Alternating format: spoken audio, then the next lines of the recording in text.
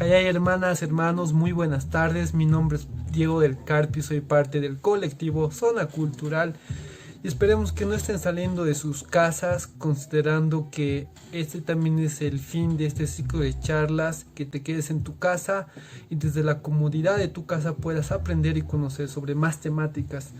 Y hoy vamos a hablar de una de las culturas místicas, milenarias de ese Taipicala que seguro a muchos les apasiona, Tiwanaku. Pero nuestro especialista nos va a hacer ver cómo esta cultura se ha ido expandiendo con otra perspectiva, desde una cuestión religiosa, espiritual, y cómo también ellos entendían el jaque, el ser humano, en una cuestión de materia y de energía, considerando que la energía no se crea ni se destruye, sino fluye, y cómo ellos se conectaban con esto. Entonces hay mucho debate por esta temática, hay mucho por aprender. Bueno, sin más que decir, quiero que conozcan a nuestro especialista.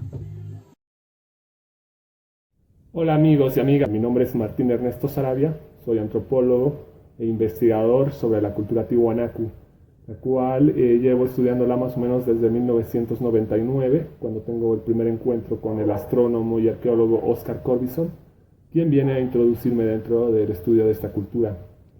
Luego, el año 2013, tengo la posibilidad de asistir a un encuentro llamado Ana Delantera Columbrina, 4000 años de usos y costumbres, en el cual nos juntamos investigadores de todo el mundo durante una semana, con personajes muy destacados en la investigación, como Jonathan Ott, por ejemplo, que es un gran investigador etnobotánico, y bueno, diferentes personalidades. Luego entro en contacto también con Donna Torres, quien me contacta vía virtual con Constantino Torres, quien comparte algunos de sus escritos, que es un gran experto en iconografía, que me han servido de una base fundamental para poder tener un acercamiento a lo que es el estudio de los enteógenos dentro de la cultura tiwanaku. Y bueno, principalmente a través de la iconografía.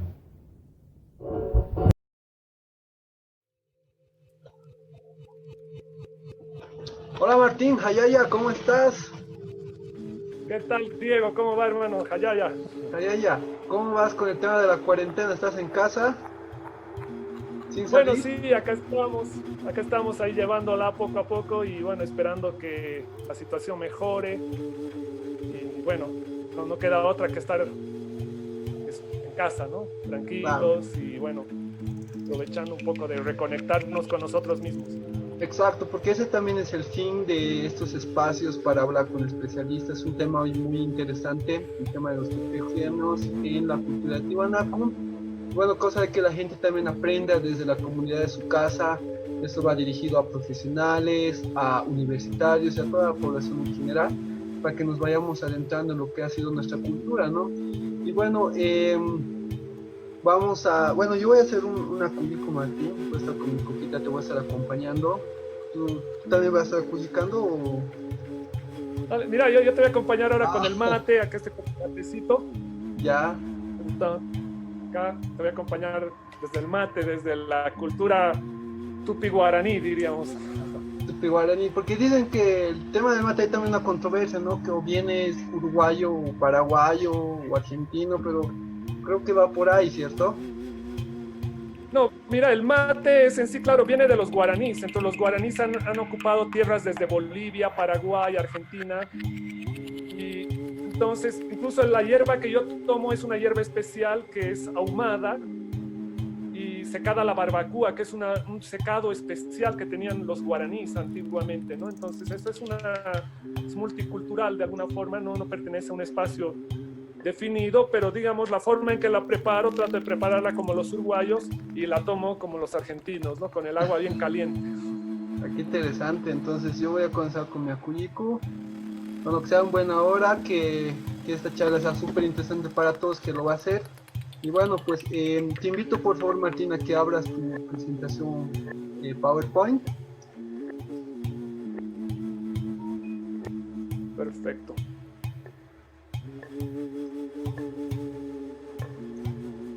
¿Y en qué lugar vives, Martín? En La Paz. En La Paz estoy por la zona sur, ahí estoy por Cehuencoma, bajo Cehuencoma. ¿Y cómo está el clima por allá?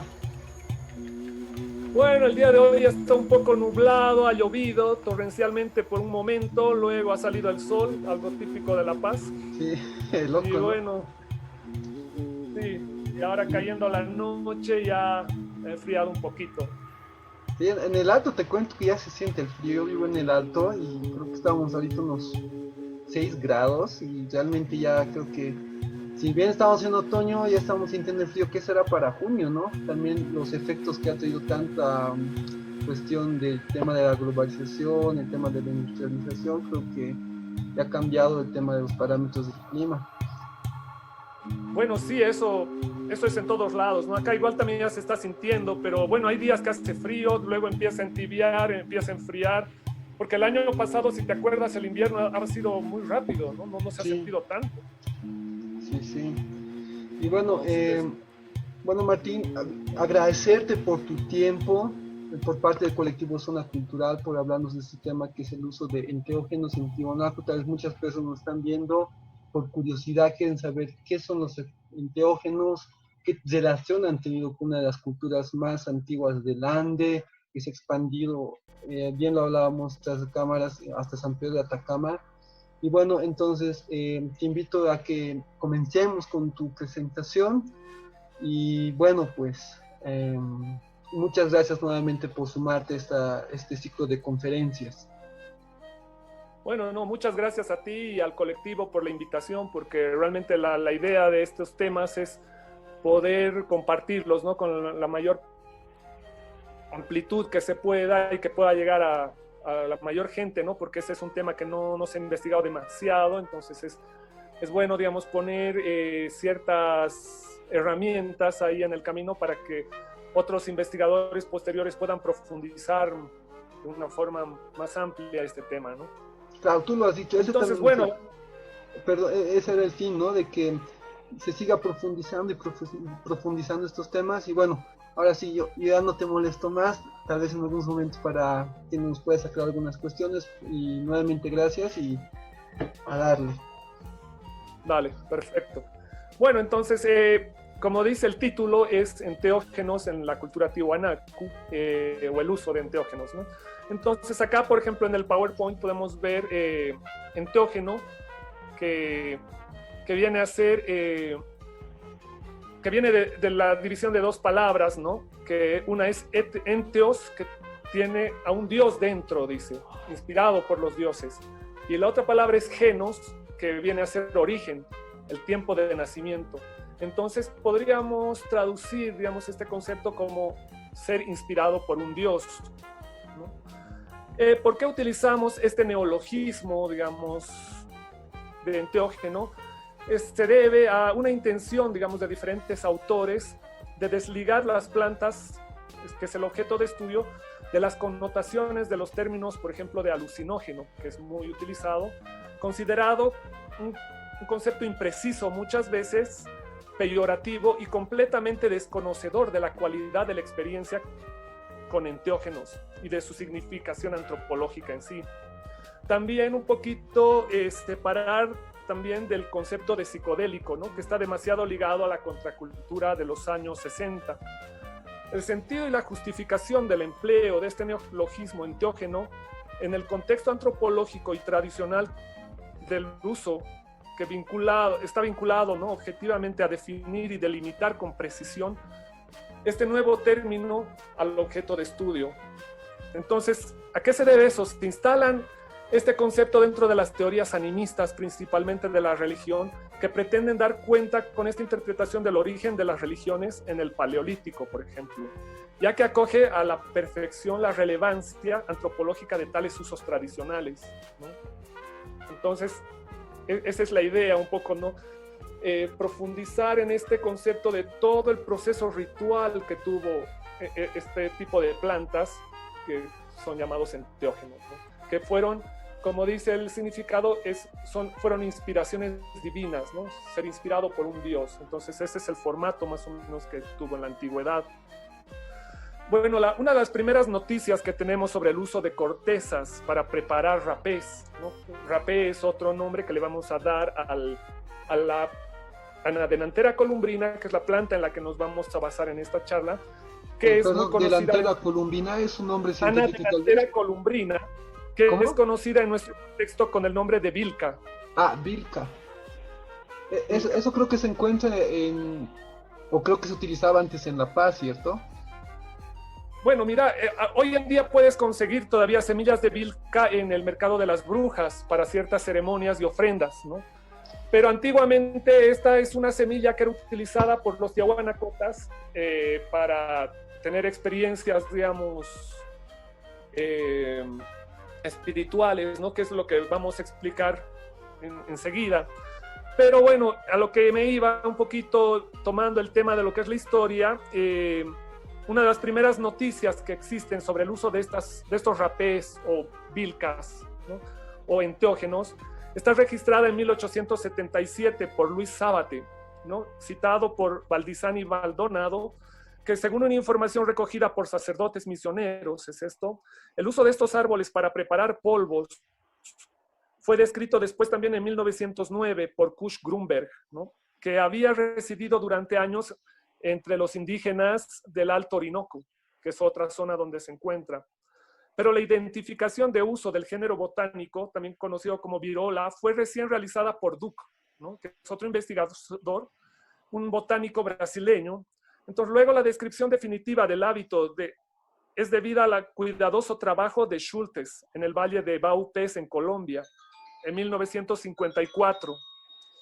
El hábito es más frecuente en la cuenca del Orinoco y en las selvas colombianas, así como en la parte septentrional también de nuestra región amazónica, porque lo interesante de esta semilla que se puede encontrar en zonas como en Tarija, en el norte de Potosí. Cuando estuve por Torotoro pude ver, por ejemplo, ¿no? Que crecía este árbol por estas zonas. Entonces, eso es un poquito para definir lo que era el concepto de enteógeno, digamos, y entrar un poquito en el tema, ¿no?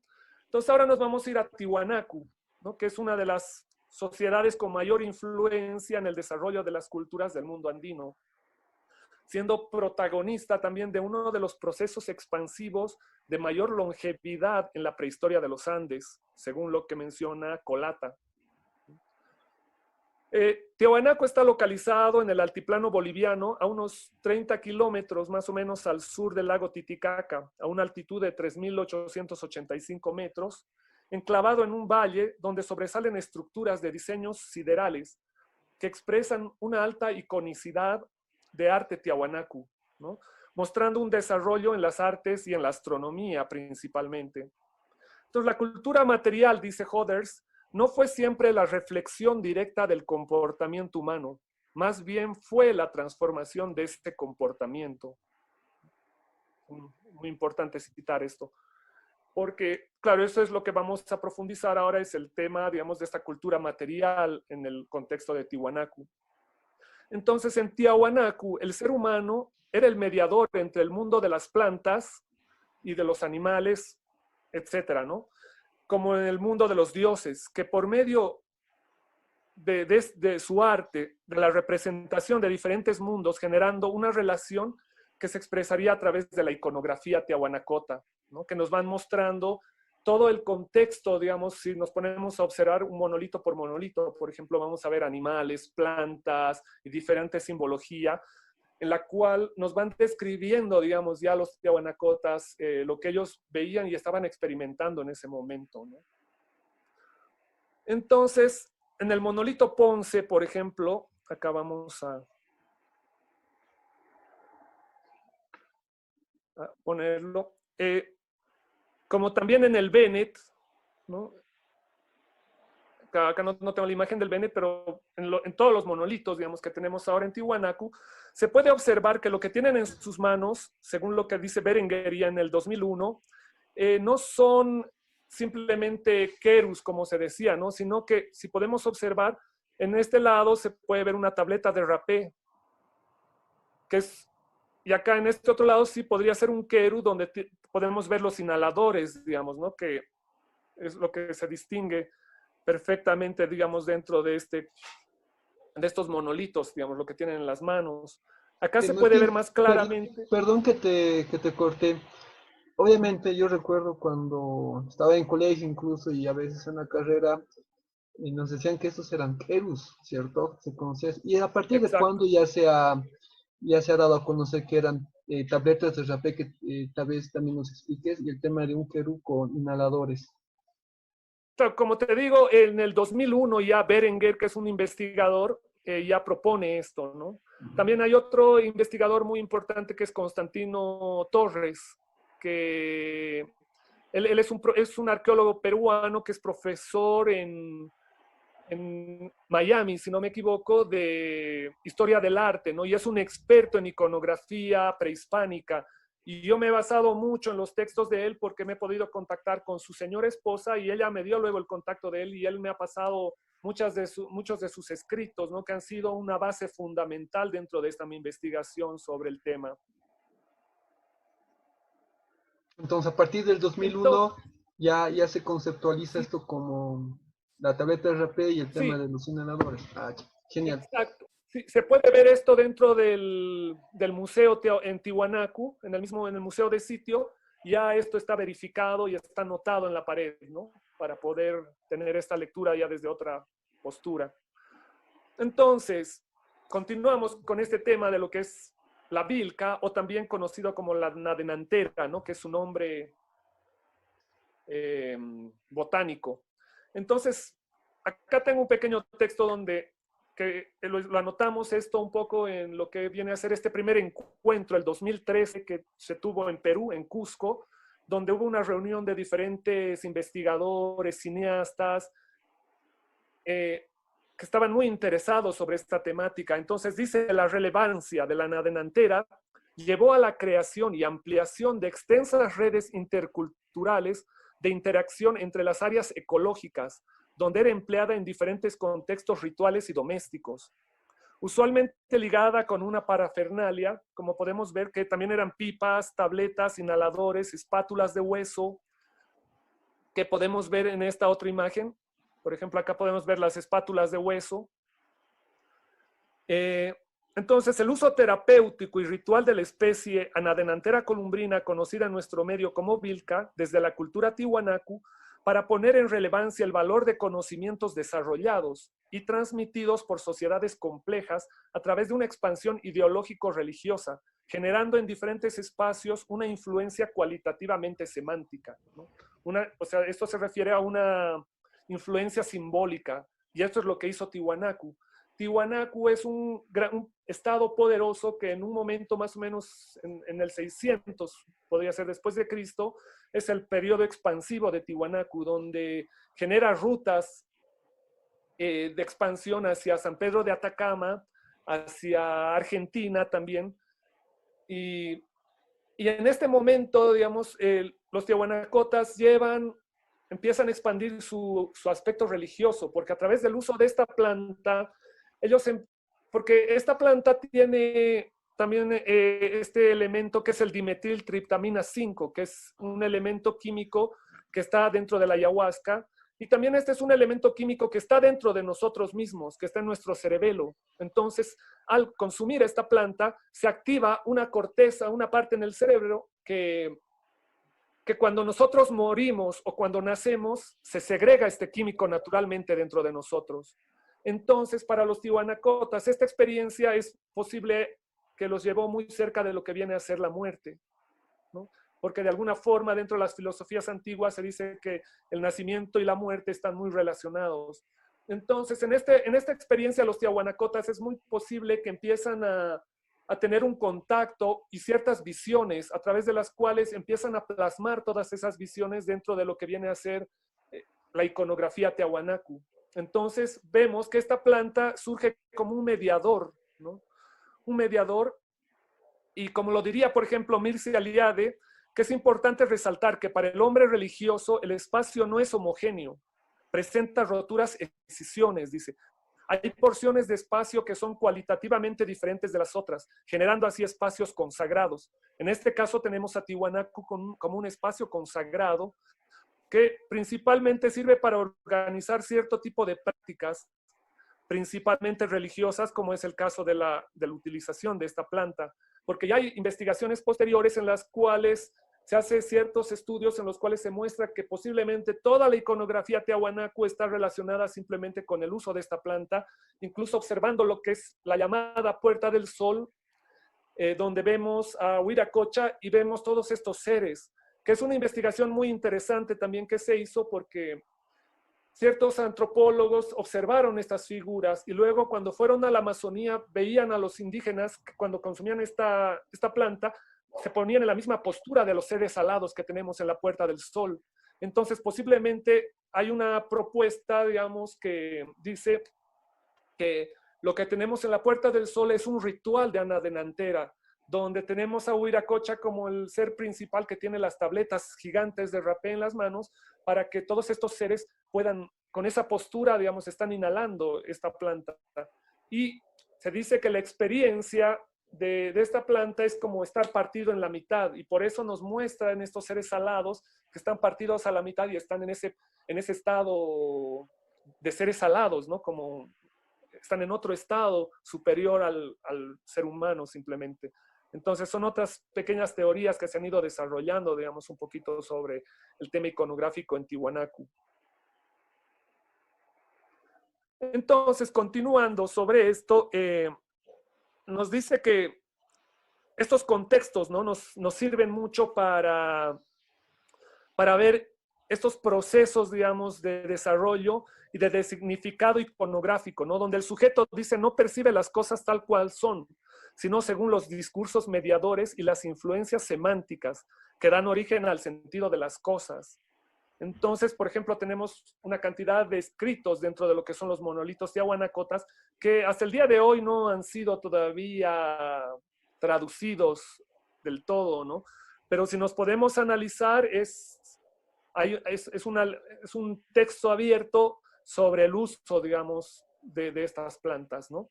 Entonces, en el caso, a través de diferentes íconos, por ejemplo, que nos permiten una forma de ideología en evolución, de una jerarquía en desarrollo mediante elementos, por ejemplo, fitomorfos, como mencionaba anteriormente, que son formas de las plantas, fitomorfos, zoomorfos, que son las formas de los animales, y los antropomorfos, que son las formas de humanos, que aparecen simultáneamente dentro de estas iconografías tiahuanacotas que vienen a ser los monolitos, que los encontramos en Tiwanaku, y es muy interesante también ver, hay una relación con la cultura Wari que está en Perú, que muestran ciertos tipos de connotación, particularmente de expresión religiosa, ¿no?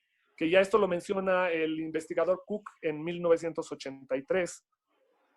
Entonces, las tabletas, dice, fueron un medio por el cual los habitantes de Tiahuanacu expresaron lo que ellos percibían alrededor. Y lo más interesante, que estas tabletas fueron introducidas, como ya decía anteriormente, en Argentina, en Chile, y como en una entrevista Elena Horta, es una arqueóloga chilena, me dice, más que por un motivo económico, fue un aspecto religioso, dice, ¿no? Explicando que una mayoría de la parafernalia que fue encontrada en ajuares funerarios, objetos colocados con el cuerpo de los muertos en su tumba, principalmente de sacerdotes o chamanes. Esto nos muestra que los tiahuanacotas también eran muy conscientes de la muerte. Y claro, y para ellos tenía una importancia sacerdotal esta, ¿no? Porque esta planta no podía ser consumida por cualquier persona. Entonces, de acuerdo a estos estudios que se ven, por ejemplo, estas investigaciones, estos viajes que se realizaban eran también realizados por gente también de alta jerarquía, y es posiblemente que ahí viene la caída de Tiwanaku, porque sus sabios empiezan a salir de Tiwanaku para expandir su conocimiento y van a encontrarse con otros sabios de estos otros contextos, como ser, por ejemplo, San Pedro de Atacama, donde más o menos existen 290, si no me equivoco, tabletas de rapé, de las cuales 91 tabletas tienen iconografía tiahuanacu. Entonces, estos sacerdotes van a entrar en contacto con estos otros sacerdotes de estos otros contextos, o posiblemente van a iniciar y van a generar toda una jerarquía, digamos, sacerdotal de sabios en los conocimientos de la naturaleza. Entonces, sabios también en el conocimiento y en el uso de estos enteógenos, de estas plantas. Entonces, por eso se va a dar, digamos, el uso de estas prácticas, digamos, que viene a ser dentro del contexto antropológico, podemos llamarle religiosas. Acá podemos ver, por ejemplo, un inhalador, el cual fue encontrado en Orlipes, en una investigación que se hizo, y donde se puede ver incluso el cabello, digamos, del posiblemente usuario de este inhalador. Entonces, de alguna manera también le daban vida a este tipo de piezas, ¿no? Porque todas estas piezas constituían todo un conjunto, digamos, dentro de lo que era la parafernalia que llevaban estos viajeros, estos sabios, a diferentes contextos. Entonces, la bilca fue un elemento catalizador, dice, que permitió un despertar en la sociedad tiahuanacota y por seguro fue el medio por el cual entraron en contacto con sus dioses que finalmente los representaron en las tabletas. Porque, bueno, se pueden ver muchas tabletas, bueno, en este momento no, se me olvidó poner más imágenes, pero trataron muchas veces de representar diferentes deidades. Y bueno, después me pueden escribir los más interesados, les puedo dar algunas páginas para que puedan investigar un poco más en internet y ya se tiene toda esta información y puedan, digamos, poder observar, ¿no? Diferentes museos, contextos donde existen todas estas tabletas.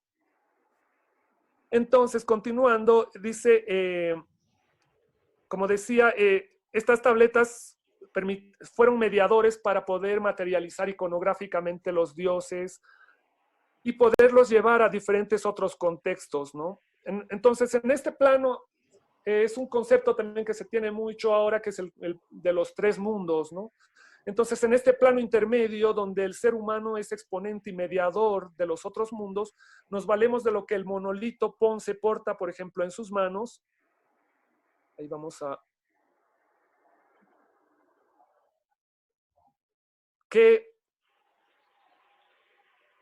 nos viene a mostrar un poquito, digamos, el concepto de lo que viene a ser también un ejemplo, digamos, de cómo los tiahuanacotas usaban para mediar diferentes mundos esta planta, ¿no? Entonces vamos a basarnos un poquito en la propuesta teórica de lo que viene a ser el multinaturalismo, que nos llevará a un análisis desde la ecología simbólica y la práctica social. Uno de los más grandes exponentes de este tema es De Scola. Como muchos otros antropólogos e historiadores concuerdan en que las concepciones de la naturaleza son construidas socialmente, dice, y varían de acuerdo con determinaciones culturales e históricas. Y por lo tanto, nuestra visión dualista del universo no debería ser proyectada como un paradigma ontológico sobre las muchas culturas a las que no es aplicable. En principio, los estudios antropológicos de las relaciones entre hombres y su entorno fueron deterministas, dice, ¿no? Porque se creía que las diferentes sociedades o culturas debían sus características al entorno en el que se habían desarrollado. Pero bueno, luego tenemos la adaptación cultural que seguía la misma lógica que la adaptación biológica darwiniana. A partir de los trabajos de Boas y Malinowski, dos grandes antropólogos, se pudo saber de manifiesto que las diferencias de organización social y los rasgos culturales no podían explicarse únicamente por las imposiciones del entorno, ¿no? Que son, sino también sobre las sociedades que habitaban en un mismo medio presentaban marcadas diferencias. O sea, podíamos ver, por ejemplo, tal vez Tiahuanaco y Huari, pero Huari también marcaba ciertas diferencias que en Tiahuanaco no se vivían, digamos, ¿no? Para dar un ejemplo. Entonces, mientras que en sociedades inmersas en entornos distintos ofrecían sorprendentes analogías, digamos, ¿no? O sea que, porque muchas veces se cree que es el contexto lo que va a hacer al ser humano, pero no siempre es eso. Y esto nos muestra estos estudios porque podemos ver que esta planta, las maderas que se utilizaban, por ejemplo, para el trabajo de las tabletas, vienen de otros contextos, ¿no? Del contexto amazónico, por ejemplo. Entonces ya acá nos lleva a definir una relación entre los Andes y la Amazonía que ya existía desde la antigüedad. Entonces, también algunos estudios etnográficos realizados por antropólogos que comprendían que la dicotomía de la naturaleza y cultura era una herramienta inadecuada o errónea para dar cuenta de los modos en que la gente que ellos estudiaban hablaban de su medio ambiente físico e interactuaban con él. Entonces, comúnmente esa gente no solo atribuía disposiciones y comportamientos humanos a plantas y animales, sino que además a menudo expandían el reino de lo que para nosotros son organismos no vivientes para incluir espíritus, monstruos, objetos minerales, o cualquier entidad dotada de propiedades definitorias como una conciencia, un alma, una capacidad de comunicarse, mortalidad, la capacidad de crecer, por ejemplo, una conducta social o un código moral, etc. Entonces, de Escola menciona esto, ¿no? Una característica común de todas las conceptualizaciones de no humanos es que siempre se predican por preferencia al dominio humano. O sea, de acuerdo a un contexto se le va a poder atribuir vida a ciertos seres que en otro contexto ciertos humanos no le van a atribuir vida a estos seres, ¿no? Para ser un poco más claros. Entonces, acá se presenta a la naturaleza como un lugar de orden y necesidad, donde nada ocurre sin razón o una causa. Y la concepción de territorio entra como un concepto clave para poder acercarnos a la inmanencia de esta propuesta.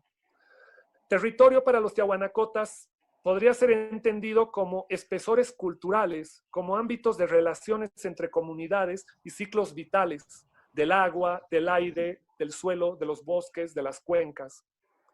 El territorio, de acuerdo, esto que voy a nombrar ahora es algo que menciona Chato Prada, un gran intelectual boliviano que tenemos, que en una parte él habla sobre el tema de lo que es territorio. Dice, el territorio no puede ser de alguien, dice, de una persona o un colectivo, forma parte del territorio. Lo común es, en este caso, no corresponde solamente a los miembros de la comunidad o de las comunidades con las que se comparte, sino también con los otros seres con los que se convive, ¿no? Entonces, este concepto es muy interesante, digamos que es posible que los tiahuanacotas lo hayan tenido muy claro, ¿no? Y que hoy en día lo hemos ido olvidando y hemos entrado en un individualismo en el cual el ser humano es el centro, digamos, del cosmos, pero sin darnos cuenta que todos estos otros seres son parte, digamos, de ese vivir, ¿no? De ese plano. O Y sea, también de las podríamos plantas decir que ahora estamos en una cuestión bien antropocéntrica, mientras que antes era una cuestión más cosmocéntrica, o incluso, bueno, en la anterior conferencia Pacha Yampara nos decías biocentrismo, ¿no? Entonces había una conexión con todo lo que les rodea, todo ese medio vivo y natural, y también cósmico. Exactamente, exactamente. Justamente acá te voy a citar algo. Esta imagen que tengo acá es de una conferencia que hice en Buenos Aires hace un tiempo y en la cual tenemos acá una tableta de rapé donde tenemos a un jaguar más o menos, ¿no? Es lo que se cree que es lo más cercano a ese animal, en el cual, o sea, porque decimos jaguares en Tiwanaku, O el no, titi no, no, también, no, ¿no? no. Sí, claro, entonces eso, ¿no? Ahí viene una gran cuestionante. Esta es una tableta de rapé hecha en piedra que Arthur Poznansky la lleva al Museo Antropológico de Buenos Aires. Y a mí me llamó mucho la atención porque es muy interesante ver, volviendo un poco al tema del multinaturalismo, de lo que mencionaba anteriormente, donde no existe una división entre ser humano y el contexto, ¿no? Entonces, muchas veces este era un ejemplo de un doctor que teníamos ahí en la carrera de antropología que nos decía, una vez fue a hacer una investigación dentro de un pueblo aquí amazónico, en el cual ellos le decían que ellos podían ver a Dios en todas las cosas, en los animales, que, digamos, lo divino se les presentaba a ellos. Entonces les decía, por ejemplo, tenemos hambre y viene en forma de animal y lo podemos cazar y podemos alimentarnos de él. O viene en una forma de una planta y podemos tener este contacto con lo divino. Entonces, y él le decía, pero yo quisiera tener ese mismo contacto. Entonces, y ellos le decían, no, tú no puedes porque tú vienes de afuera. Y para esta nuestra deidad, el aroma es muy importante, el olor, y va a oler tu olor. Entonces, si está en forma de animal y te siente, se va a escapar. Pero cuando nosotros estamos ahí, él viene. Entonces, muchas veces, por ejemplo, cuando el cazador está yendo ahí a cazar al animal y lo caza, piensa que es el cazador el que ha escogido el animal, pero no se ha dado cuenta que el animal tiene mucho más desarrollado el sentido del olfato y más bien el cazador tal vez era la presa de este animal, pero porque el cazador tiene el arma, tuvo la posibilidad de eliminarlo antes. Qué Entonces interesante. ahí vemos también que hay una hay una conciencia y ahí hay una ruptura también, ¿no? Epistémica del pensamiento que nosotros tenemos de ser ese centro, ¿no? De ser el principal. Pero sin embargo, no nos damos cuenta muchas veces que nosotros podemos ser realmente la presa, ¿no? Entonces, este concepto es muy interesante para ver la importancia, digamos, que tienen todos estos animales, estas plantas, o tuvieron dentro de estos contextos, ¿no? Y la importancia ritual que llegaron a tener. Entonces, acá entramos un poquito más en lo que ya viene a ser el tema de la Amazonía, ¿no? Donde, por ejemplo, acá muestro la imagen, este es en un festival en San Ignacio de Mojos, donde vemos que está tocando un pífano, pero este es un hueso de un animal, ¿no? Que es el bato, que es un tipo de ave muy grande, y este es el fémur de esta ave, que después de morir esta ave sigue cumpliendo una función, ¿no? Que es un mediador también para el ser humano, porque el ser humano está haciendo un ritual en ese momento al hacer la música en el festival, que lo está conectando, digamos, con el cosmos, que lo está liberando. Entonces, este animal, por ejemplo, sigue cumpliendo una función de esa manera, volviéndose un instrumento, incluso después de muerto. O acá vemos, por ejemplo, la danza del jaguar, ¿no? Que ahí tenemos ahí con el cuero de animal. Esto también es San Ignacio de Mojos, porque si caminamos por San Ignacio de Mojos, casi en cada casa tienen sus cueros ahí secando. Porque este festival que se hace, por ejemplo, más o menos es en julio, es para ahuyentar un poco los animales, porque vienen muchos jaguares hacia la zona donde está viviendo la gente y se genera mucho peligro también, ¿no? Entonces es una manera de, a través de la festividad, de los petardos, de ahuyentarlos un poco para que se alejen. Pero acá tenemos un poco lo que viene a ser el mito del hombre jaguar, por ejemplo, dentro de lo que es en San Ignacio de Mojos, que más o menos el 2015, si no me equivoco, es cuando tuve la posibilidad de hacer un trabajo de antropología en esta zona, donde trabajamos sobre el mito del hombre jaguar, ¿no? Entonces, a mí me llamó mucho la atención eso y ahí lo vuelvo a reconectar un poco con lo que viene a ser la cultura andina y la cultura tiahuanacu.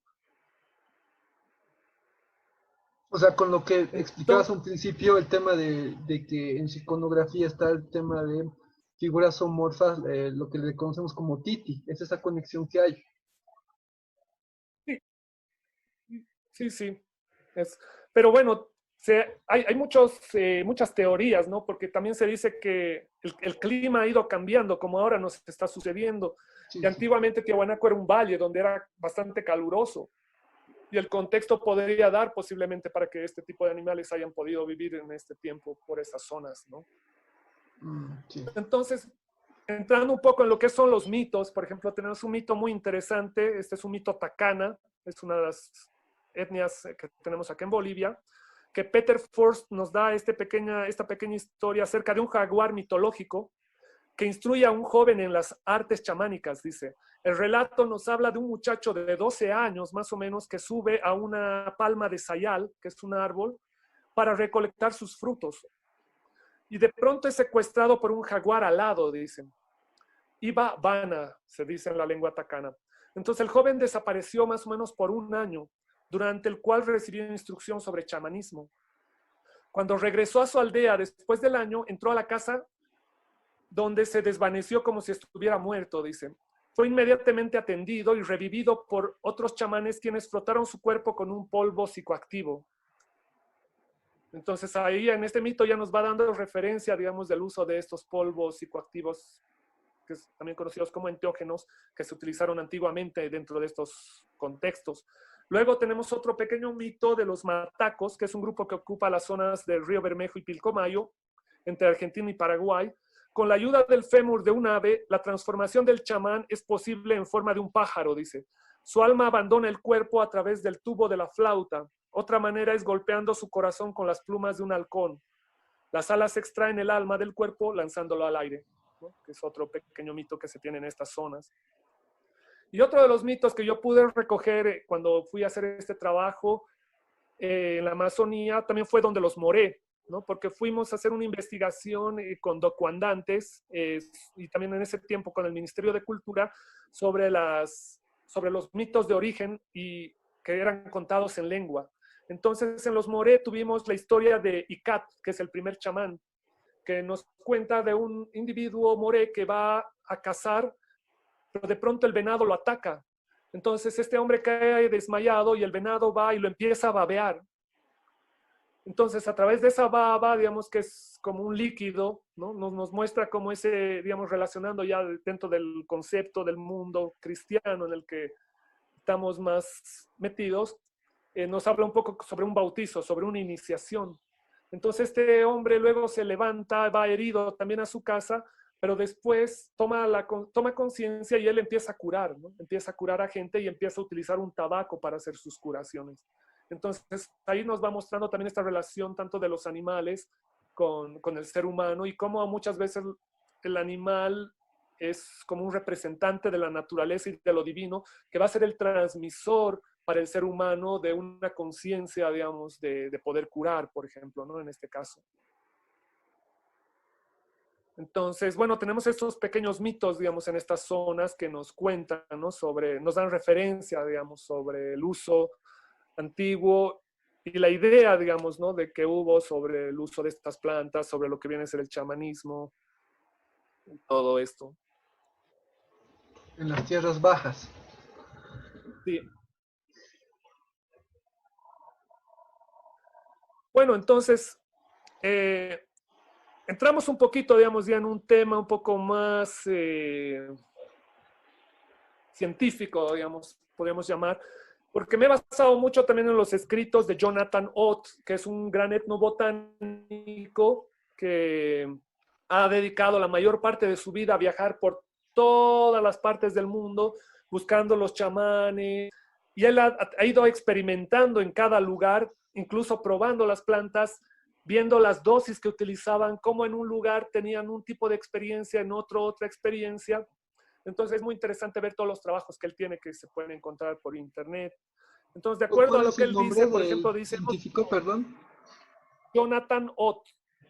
Jonathan. ¿No? Después, bueno, las Sí, él personas que es, nos están viendo pueden hacer preguntas también, les vamos a responder en vivo y vamos a dejar por favor los nombres y también tu correo lo vamos a dejar al final del video. claro que sí. Entonces, claro, él, por ejemplo, hace un estudio en el cual dice estos rapés o anadenanteras, que también tiene otro nombre que son las virolas, tienen en común, dice, una triptamina que se llama bufotenina. Esta sustancia es un derivado dimetilado de la serotonina que fue descubierto y purificado por Handowski 30 años antes que se descubriera la serotonina. Entonces, la serotonina es un importantísimo transmisor químico en la intercomunicación de las neuronas cerebrales. Entonces, la bufotenina deriva su nombre de bufo, que es el género zoológico al cual pertenece el sapo común, que tanta importancia mágica tiene en numerosas culturas del mundo. Muchas leyendas, por ejemplo, en Europa, en Asia y también en el Perú y en Bolivia, ¿no? El sapo es un animal de gran poder mágico que tiene que fuera también de ser venenoso, como dice Handowski, se dedicó mucho a estudiar químicamente las repugnantes secreciones de su piel, porque se habla también que existen ciertos querus donde posiblemente los tiahuanacotas introducían estos sapos para que expulsen, digamos, estas secreciones y ellos puedan utilizar esta sustancia, ¿no? O sea, que Y utilizaban justamente también... esto, menciono este tema. Sí, No, sí, no. menciono este tema porque justamente esta mañana estaba viendo internet y veía una pieza arqueológica que una arqueóloga que también la conoce, Ceci Irene, la estaba mostrando. Entonces yo le preguntaba si esta pieza pertenecía a Concohuancané, pero ella me decía, no, esto pertenece a Tiwanaku. O sea, se encontró en Tiwanaku, pero pertenece a la cultura pucara. Luego me puse a buscar y sí, efectivamente es pucara, pero esa pieza que mostraba es la mitad de un sapo también, porque el sapo estaba ahí representado dentro de esta iconografía. Entonces ahí vemos también esta relación de la cultura pucara que posiblemente tenía el conocimiento del uso de este psicoactivo en esa época. O sea, también utilizaban el tema de los jampatus, de los sapos, como Sí, psicoactivo. exacto, exacto. El sapo es un animal, digamos, muy sagrado dentro de lo que es los Andes, porque, bueno, para tocar otra parte también de este tema, es interesante ver la danza del Hachatata danzanti, ¿no? Porque se dice es un jampatu, ¿no? Que es una cabeza de sapo gigante, que es un ritual que se hace antiguamente para llamar la lluvia. Es una práctica que tuve la posibilidad de ver hace unos 3 años, 4 años más o menos en Achacachi. Lastimosamente ya no se utiliza la máscara, pero se sigue realizando la danza y la práctica porque se hace también relacionando con la fiesta de San Pedro, ¿no? Que es el santo del agua. Para otra vez vemos la relación de llamar la lluvia. Y claro, también se ve este ser del sapo, se lo puede ver dentro de es la película La Nación Clandestina, que nos da todo un mensaje muy interesante sobre la simbología, que es también analizada luego por Silvia Rivera, para entrar dentro un poquito de lo que es la cosmología, digamos, del pensamiento andino, de ese pensamiento circular que posiblemente también viene ya desde Tiwanaku, donde no existe esa visión lineal occidental de principio-fin, ¿no? Sino que es un, es un constante, es un continuum, ¿no? Es como el morir es renacer y el renacer, morir, ya es un círculo constante. Entonces, en la película, por ejemplo, nos muestra cuando este individuo que va a vivir a la ciudad se arrepiente de todo el mal que ha hecho a su pueblo y quiere volver a su pueblo, pero la única manera, porque había sido expulsado, es renacer de nuevo. Entonces él busca en la sabiduría antigua de su pueblo que antiguamente había que morir para poder renacer otra vez en el pueblo. Y él se hace hacer una máscara y en plena dictadura, él viaja hasta su pueblo, que es Humala, si no me equivoco en ese momento. Él viaja porque es otro lugar donde se hace esta práctica, o se hacía antiguamente, y él está viajando, pero la máscara está mirando hacia atrás, mientras él está yendo hacia adelante, ¿no?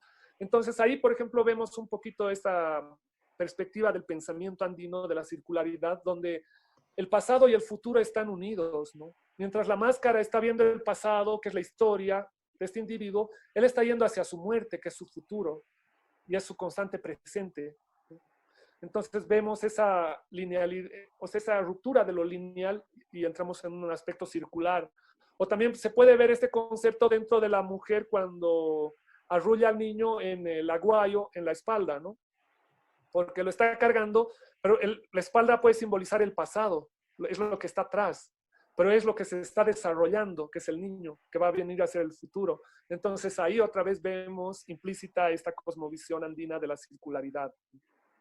Claro, es una cuestión cíclica, ¿no? Es una facha, un tiempo y un espacio, desde todos, desde la tierra, desde los animales, desde el agua, todos nosotros igual, se muestra esa cuestión que es cíclica y es constante, ¿no? Como también es una mautese de Tiximuyu, que es esa cuestión de que gira y giramos en torno a lo que es el planeta Tierra por el cosmos.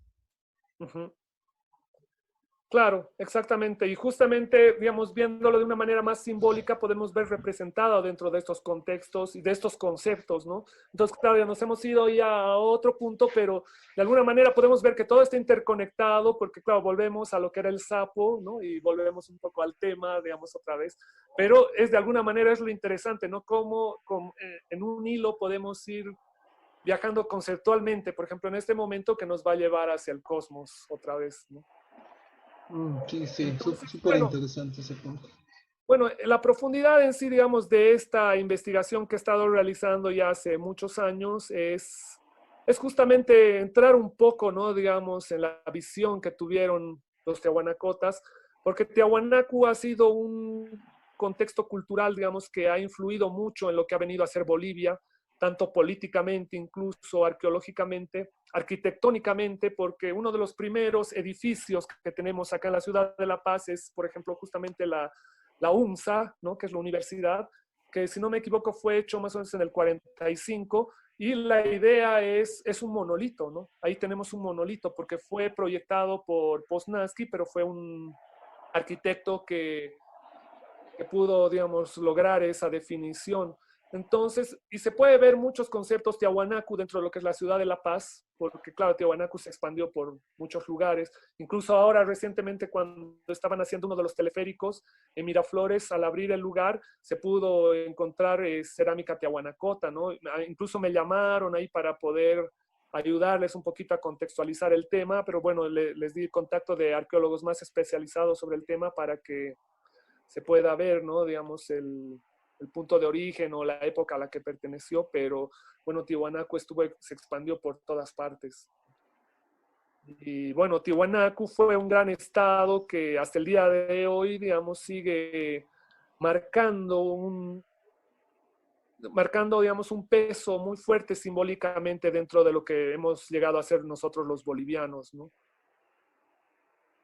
Claro, Tiwanaku es un enigma, es algo muy místico, mítico, legendario, que seguimos y seguimos trabajándolo, pero también hay una cuestión, digamos, de que ahorita nos has presentado un estudio muy interesante de esa percepción que tenían que cuando hacían esta práctica del rapé, llegaban, Ujú. vamos a decir, como lo dijiste, ¿no? Una muerte. Y pues ahí es donde ellos ya se conectaban con el tema de lo que es el cosmos y lograron contemplar y asemejar lo que hoy en día ya vemos visualizándolo.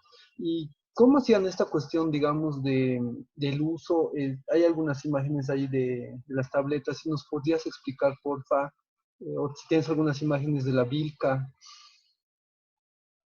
Sí, sí, acá tengo algunas. A ver, ahorita voy a...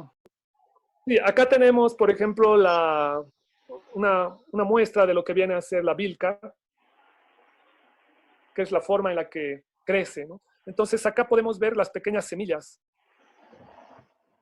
Como Son una semillas arveja, ¿no? circulares que son planas, son Ah, ya, ya. circulares y planas.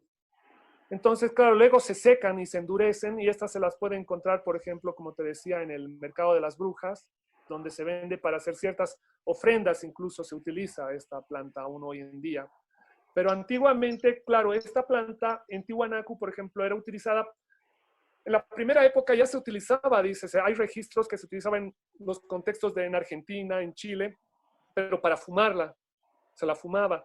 Y cuando los tiwanaku, la cultura tiwanaku entra en estos contextos, ellos introducen el proceso de inhalación de esta planta, porque ellos van un poco más allá. Entonces, ciertos estudios muestran que, digamos, por ejemplo, se molía esta planta y se la retostaba y se le adicionaba 1 gramo de cal para que el psicoactivo de esta planta pueda manifestarse, digamos, y tener un efecto. Entonces, lo interesante es, dentro de algunas investigaciones arqueológicas recientes, en el contexto de Concohuancané, que está a unos kilómetros de Tiahuanacu, que era posiblemente un centro ceremonial tiahuanacota, se ha encontrado mucho cal, que porque la cal también estaba relacionado con la muerte, porque era un contexto en el cual embalsamaban a los muertos, digamos, gente que moría en Tiahuanacu la llevaban a este contexto para ser embalsamada en cal, y luego eran de nuevo llevados a sus contextos anteriores para tener, digamos, un ritual funerario. Pero también vemos el uso de la cal para diferentes aspectos, ¿no? Que es muy interesante. Y sí hay datos que es muy posible que se ha utilizado también esta planta en Concohuancané. Y Entonces esta, acá tenemos el registro más o menos de lo que no, viene a sí, ser la imagen de esta planta. Y acá tenemos un pequeño mapa el cual nos muestra, digamos, todos los contextos en los cuales ha sido utilizada también esta planta. O sea, acá tenemos San Pedro de Atacama, Cusco, la cultura Huancarani, Uruquilla, tenemos Amalcu, Yavi, en Tilcara, por ejemplo, y Humahuaca, digamos, es un lugar donde se han encontrado tabletas de rapé también. Hay algunos textos donde existe este registro de estas imágenes, ¿no? De las tabletas. Entonces, lo interesante es eso, ¿no? Que cuando Tiwanaku se expande estos contextos, introduce la forma de inhalación de este psicoactivo o este enteógeno dentro de estos contextos. Entonces, este enteógeno también era utilizado de diferentes formas. Incluso, claro, se lo fumaba, se lo inhalaba, o incluso también había formas como que se lo inyectaban, ¿no? Que es muy interesante, que son otros estudios también que existen sobre sobre este enteógeno que es la nadenantera. Entonces, bueno, esta pequeña charla, digamos, es un poquito para mostrar, ¿no? Esta temática tan interesante que nos lleva, digamos, a abrir muchas fronteras, digamos, del conocimiento sobre Tiwanaku y a poder profundizar mucho más, ¿no? Sobre lo que ellos han podido realizar en esas épocas, porque Tiwanaku también fue, claro, una cultura muy importante, mundialmente conocida, porque incluso hasta los nazis llegaron antiguamente acá en búsqueda de conocimiento, porque como sabemos Hans Horbiger, digamos que era un filósofo del pensamiento nazi, en ese momento él decía que Tiwanaku era uno de los posibles puntos de origen de la cultura que ellos promulgaban en ese momento. Entonces, él promulga un poco lo que es la cosmovisión, pensamiento, digamos, del origen cosmoglaciar, ¿no? Y Tiwanaku es uno de los centros de los cuales ellos sacan mucha simbología para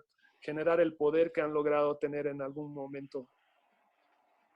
Claro, entonces la vilca que nos has mostrado, ellos obviamente le daban el tratamiento, le ponían 1 gramo de cal y después la inhalaban con lo que nos mostrabas hace un momento. Si tal vez podrías poner, porfa, la imagen de los inhaladores. Ah, sí. Acá Que tenemos eso una los, imagen clara. pero una de Tiwanaku, esa es de Tiwanaku, no, esa es de las tierras Este bajas, es ¿no? Tiwanaku. Este Ah, es Tiwanaku.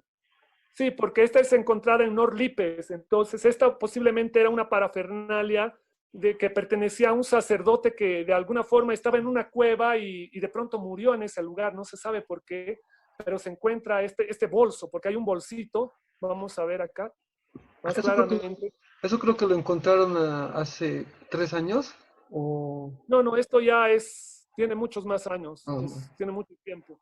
Deben ser unos 10 años, más o menos, no me acuerdo. Es un arqueólogo boliviano que hizo las investigaciones en esta zona. Entonces, por ejemplo, acá vemos un bolsito que es en cuero de animal.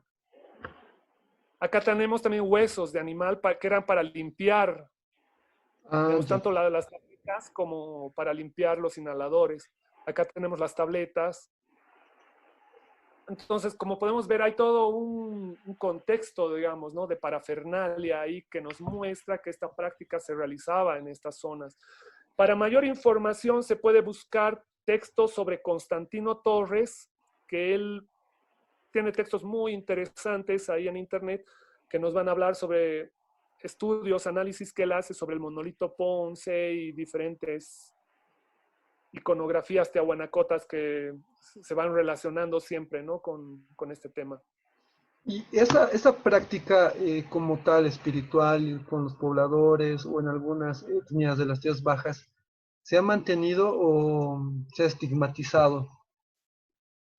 Bueno, con el tiempo se ha ido perdiendo de alguna forma, porque de alguna manera esta era una práctica para un determinado grupo, ¿no? Entonces no era muy divulgada tampoco de alguna forma, era principalmente para ciertos sacerdotes, entonces para que ellos tal vez puedan tener cierto tipo de experiencias y puedan promulgar de alguna manera esta ideología dentro de diferentes contextos, ¿no? Entonces se ha ido perdiendo, pero como te digo, digamos, se ha mantenido posiblemente en algunos rituales, en el uso tal vez de ofrendas ya simplemente, ¿no? Ya no en el uso, digamos, en la persona, pero en un uso de ofrenda tal vez hacia la Pachamama, por ejemplo, que se realiza en zonas como Charazani, por ejemplo, que es otro contexto en el cual se han encontrado estas semillas. De la Biblia.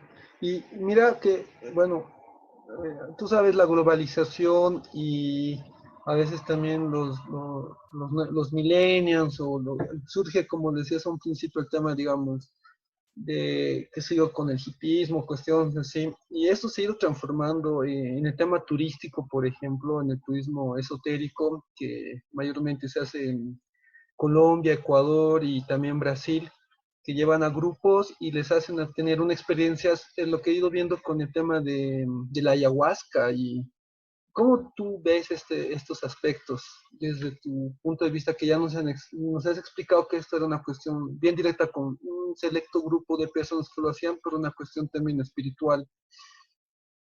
Bueno, justamente una de las cuestiones muy importantes era cuando Cusco fue un centro para mí muy importante, ¿no? Para, digamos, poder enriquecerme, digamos, de esta información, porque antiguamente en Cusco tenían uno de los primeros museos de plantas, de psicoactivos únicos que eran, digamos, en Sudamérica en ese formato. Entonces yo me pude ahí contactar, digamos, con los encargados, digamos, de este museo y justamente ese era su plan de ellos, ¿no? Me decían que la idea de hacer este museo, que igual me dio mucho interés algún momento poder generar este tipo de museos acá en Bolivia, porque tenemos toda esta riqueza simbólica, iconográfica, para un poquito persuadir a la gente, ¿no? Y mostrar el verdadero valor ritual que tuvo en la antigüedad y el respeto que deberíamos tener hacia estas plantas y hacia nuestra propia cultura. Entonces, lastimosamente, esto, claro, principalmente en Perú también se ha dado mucho esto del turismo chamánico, digamos, que se ha expandido por diferentes zonas, que ha llegado hasta Bolivia, el cual lastimosamente se le da un mal uso, digamos, ¿no? Porque muchas veces gente inescrupulosa que tiene poco conocimiento sobre estos temas o tiene ciertas experiencias nada más, porque como podemos ver, esto era una transmisión antigua, ¿no? Entonces, ahí está la riqueza. Hoy en día, por ejemplo, hasta, digamos, se ha ido prostituyendo hasta las mismas comunidades. En el mismo Perú tenemos los chichipivos, que hay algunos que sí siguen manteniendo, digamos, un poco esta práctica, pero más que todo, como tú mencionabas, ¿no? Con esto de la globalización se ha llevado a un punto de mercancía, digamos, ¿no? De venta. Entonces, ahí es donde va perdiendo un poquito esa riqueza espiritual que tenían, ¿no? Todos estos psicoactivos. Porque antiguamente, si vemos un análisis, digamos, de la visión del ser humano, no, todo estaba unificado, ¿no? Entonces, ya posteriormente viene un poquito la división en lo que viene a ser la economía, la cultura, dentro de un contexto, que antiguamente todo estaba relacionado. Entonces, por ejemplo, los tiahuanacotas se expandieron en estos contextos principalmente en una búsqueda religiosa, digamos, de introducir su ideología, pero obviamente sí generar ciertos caminos de comercio, ¿no? De economía, pero a través del uso. También utilizaron en algún momento, se dice posiblemente estas tabletas como una moneda de intercambio, pero, pero era otro contexto muy diferente, ¿no? Al cual se le da hoy en día. Entonces, bueno, yo pienso que podría ser muy importante algún momento en Bolivia poder generar un pequeño museo, digamos, en el cual se puedan proponer diferentes tipos de investigaciones sobre estos temas y ver el valor realmente y la riqueza espiritual que tuvieron estas plantas, o como la misma hoja de coca, digamos, ¿no? Para aclarar muchas veces incluso a la gente que viene de afuera que la coca era una planta espiritual y lo es, ¿no? Entonces, y poner un poco en claro, digamos, todos estos conceptos que hoy en día lastimosamente se han alejado un poco de la realidad que tenían. Claro, entonces, por ejemplo, no, a comparación de Perú, no tenemos, ya lo indicados, ¿no? En Tiwanaku ya se explica que son tema de tabletas de rapé, pero no tenemos por lo menos algo de exposición o un museo especializado, no se ha visto, no se ha planificado haciendo una visualización sobre esto en este tiempo que has estado trabajando sobre este tema. ¿No has visto que hayan tomado en cuenta esta temática? Bueno, muchas veces lo he puesto ahí sobre la mesa, ¿no? Pero lastimosamente hay muy poco interés muchas veces en lo que es lo nuestro, ¿no? Siempre estamos viendo a lo que viene de afuera. Y bueno, he tenido la posibilidad algunas veces de exponer en diferentes lugares, pero no, nunca he podido ir más allá, ¿no? Claro, lo único bueno ha sido, por ejemplo, poder llegar a Buenos Aires a exponer este tema, que ha sido muy interesante porque justo lo pude exponer en una semana de la arqueología allá y mostrarles un poquito esta riqueza, digamos, simbólica que tenemos acá en Bolivia. Les ha encantado el tema, pero bueno, siempre ha quedado ahí, ¿no? Sobre solo una conferencia y bueno, es algo que es interesante, ¿no? Que podría ser bueno proponerlo para, digamos, las generaciones futuras también que tenemos, de que puedan tener un acceso a este conocimiento y dentro de un museo poder explicar, digamos, no todo esto, para que puedan tener mucho cuidado muchas veces en tal vez caer en las manos de prestidigitadores, digamos, que algunas veces pueden más bien hacer más daño que curar, ¿no?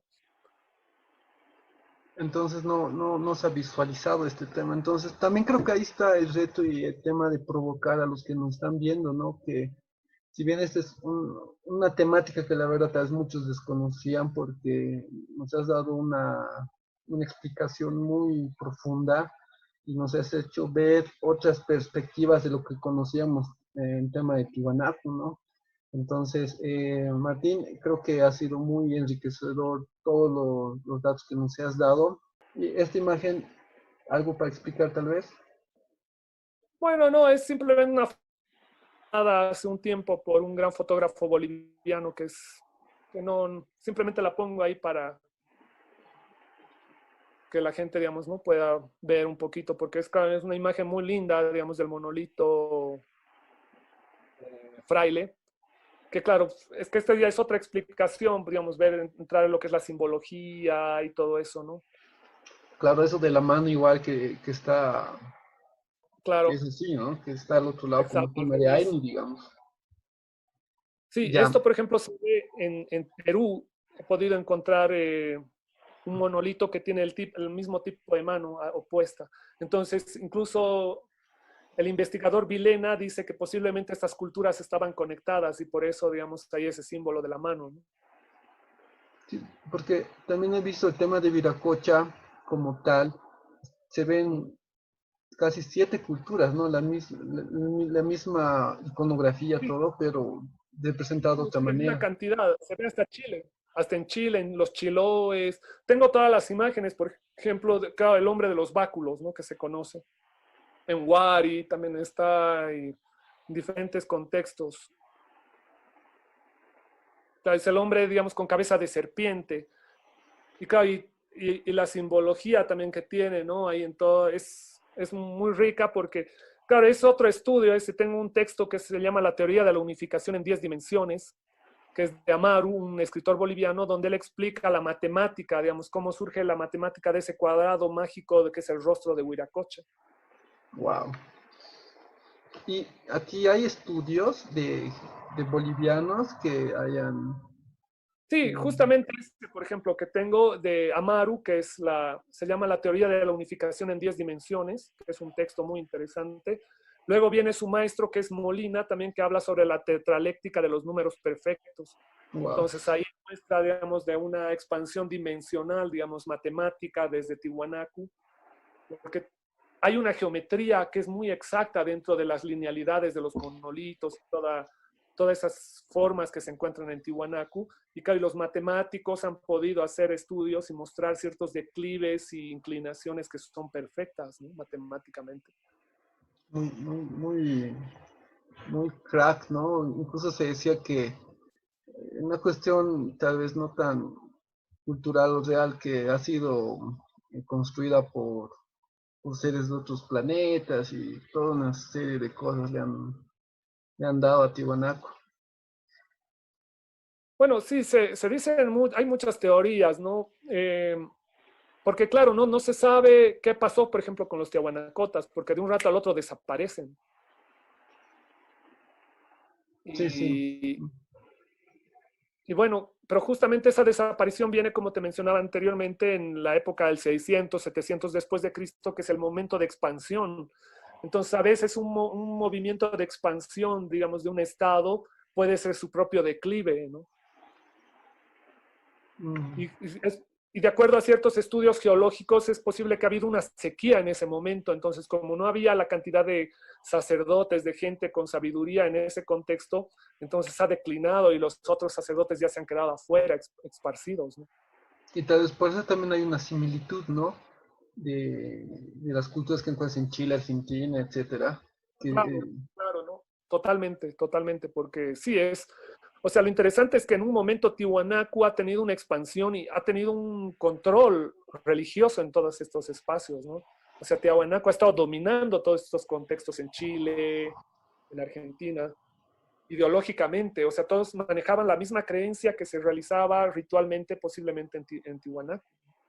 claro, también veía, no, bueno, muchos amauts le dicen a Tiwanaku el Taypicala, ¿no? La piedra de centro, y he visto que en el planeta Tierra hay 7 puntos energéticos fuertes y en Sudamérica es Tiwanaku. Claro. Sí, sí, no, eso, no hay duda. Digamos, yo he viajado bastante, he tenido la posibilidad de estar, porque mira, yo el 99, 1999 conocí a este astrónomo que él había viajado por todo el mundo. Él era arqueólogo, ingeniero civil, ingeniero ambiental y astrónomo. Entonces, él, por ejemplo, tengo otra investigación que habla sobre un calendario vigesimal de 20 meses que está en el muro balconero del Calasasaya. Entonces, tengo todas las investigaciones que él ha hecho en ese momento. Ya Wow. falleció, pero yo me he quedado con sus textos. Y él ha viajado por la India, por Egipto, y él me impulsó mucho en ese momento, porque me contó que él ha estado en todos estos lugares, porque habían puntos que son marcados antiguamente en la tierra. Entonces, Tiwanaku es uno de estos. Entonces, yo he tenido la posibilidad de visitar en la India los lugares que él me ha dicho, he estado en Egipto, eh, he estado en México también.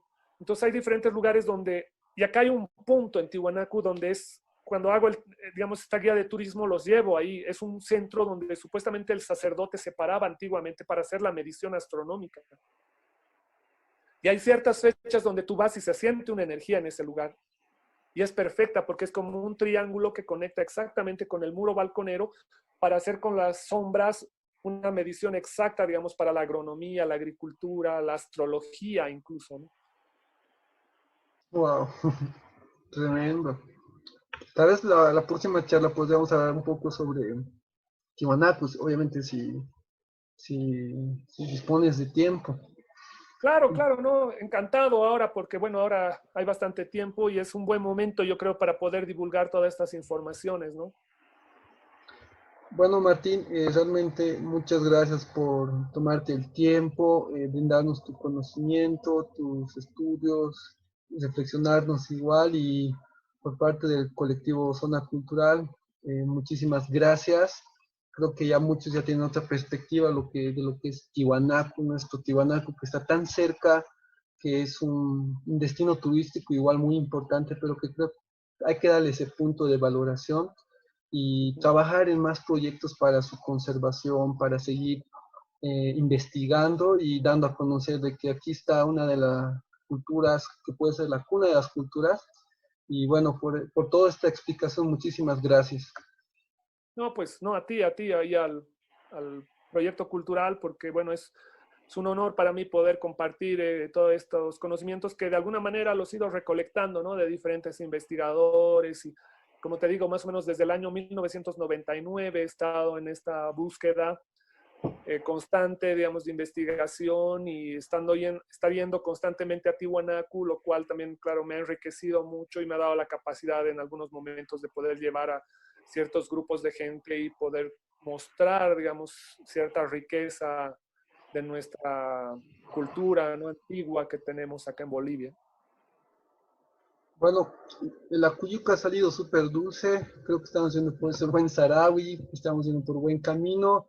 Nuevamente, Hayaye, muchas gracias y te esperamos en otra conversatorio más adelante. Bueno, con mucho gusto y un fuerte abrazo a todos los hermanos y hermanas que nos están viendo y nos van a ver por todos lados. Hayaya. Hayaye.